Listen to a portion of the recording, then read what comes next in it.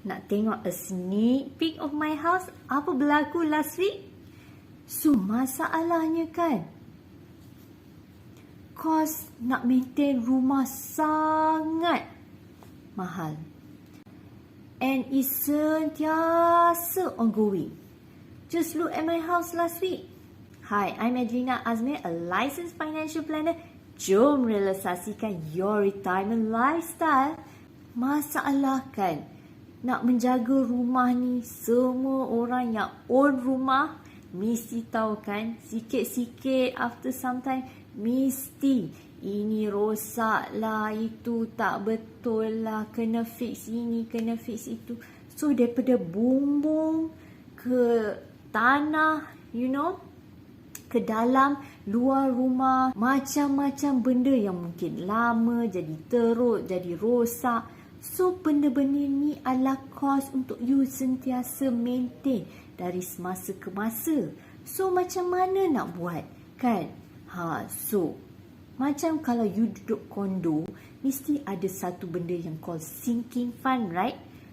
So untuk rumah you, kalau you duduk rumah landed pun, kenalah ada sinking fund.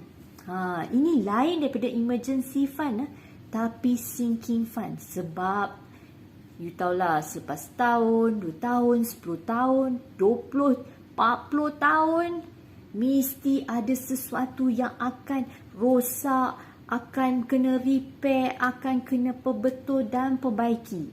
So macam rumah parents I ni, wiringnya dah teruk, dah lama sebab rumah ni dah lebih 40 tahun. So wireman tu kata you punya wiring dah terlalu lama. So masa we all letak heater baru, selalu trip. So kosnya nak buat yang kat luar tu je, kat luar, bukannya drill pun lagi. Pun dalam RM20,000. So kalau macam parents I pun, dia all bukannya risau kosnya, bukan risau duitnya, tapi bila nak buat rumah jadi bersepah, kena bersih. Alhamdulillah, that is cost bukanlah isu pada dia all.